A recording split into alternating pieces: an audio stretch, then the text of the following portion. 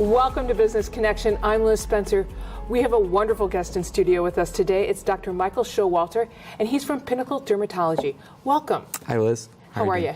Good, thanks. Thanks for having me. You're more than welcome. Tell me a little bit about, I think I'm always fascinated by, why did someone want to become a doctor? And then why did someone become a dermatologist? How did that happen? So for me, I grew up in a family that had a lot of connections to medicine. My mom is a nurse, my dad's a doctor, my aunt is a nurse. So I've grown up in the culture of helping people, helping to heal people.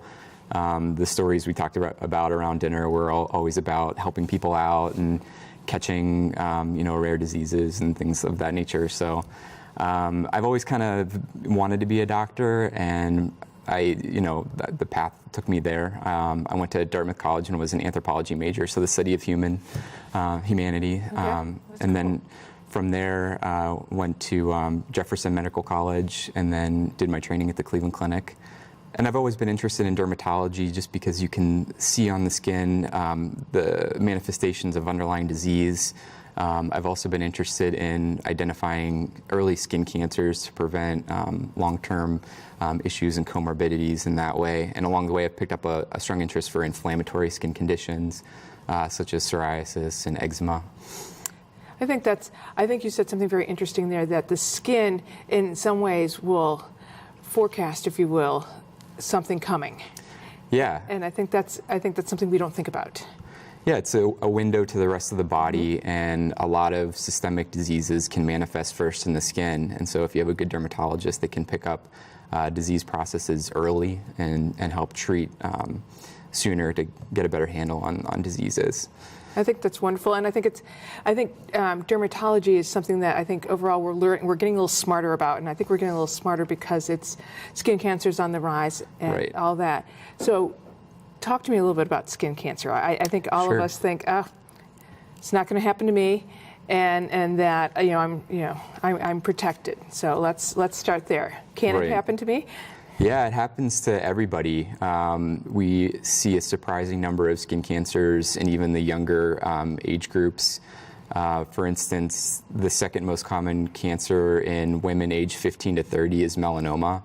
1 in 5 Americans will be diagnosed at some point in their life with a skin cancer, and many of those people will be diagnosed with multiple skin cancers.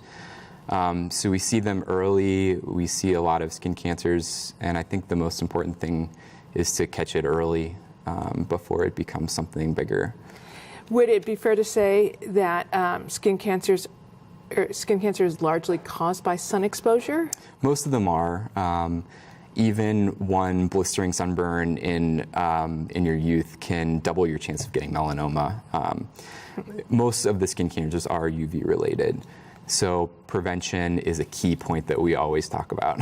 Well, and you brought a little demonstration, which I apprate. Sure, yeah. Visual is always good, especially with a dermatologist. Right, because I think we all think, oh, well, I'm gonna, we all want a little tan. We want color helps, and then we think, oh my gosh, well, if I put 30 or 50 on, I won't get anything. Right. But what should we be wearing? How do we know what our level is? Well, we recommend 30 and above. There are some very high numbers out there now. At least 30 is the minimum. Sunscreens come in 2 basic kinds. There's the chemical blockers and physical blockers. Chemical blockers act as a sponge to absorb the light's rays. Physical blockers reflect it back so you don't even get those. A key point is also how much you put on. People are often underdosing themselves. So, and that's where this comes in. So why don't you show me about what I should be putting on, because I'm sure that I like the aerosol ones. Yeah, and those are good too. Right, but it's a little bit like hairspray. It gets everywhere and not really as much as you think on you. Right. The key with the aerosols, make sure you're not in a windy environment, make sure you're getting it all over.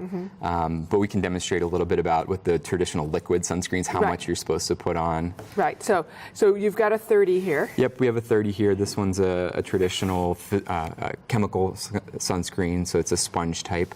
And I can show you. So for the whole body, you should be putting on about a shot glass amount of sunscreen every 90 minutes to 2 hours. More often if you're in the water and sweating and things like that. Okay. people don't realize that that's actually quite a bit of sunscreen. Well, it's funny because I was expecting you to say, like, that's for my face only.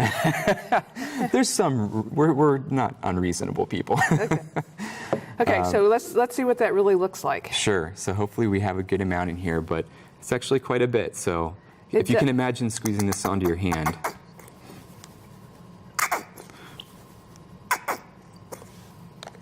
And we're already kind of running low on this one sample. Well, and I also heard about sunscreen that you should get new sunscreen every year. It does expire, yes. And Yes. I think it's a key point to, if it doesn't actually say an expiration date on the bottle, to get fresh sunscreen every season. Well, and I feel like if you don't, then you're not using enough too. True, yeah. People bring to the beach, this is a good example of a smallish bottle that clearly still doesn't have enough to coat even one person one time. So Wow. Quantity is important. It is. Now, you mentioned another type of skin disease that you're interested in, the inflammatory ones that Yeah. I think we don't know enough about. So talk to me a little bit about what types those are and what do they look like? We often hear psoriasis and eczema, but Sure. I'd be hard pressed to know what that looks like. Yeah, I have a huge interest in inflammatory skin diseases. That's sort of the conditions that I was most interested in when I was training at Cleveland Clinic.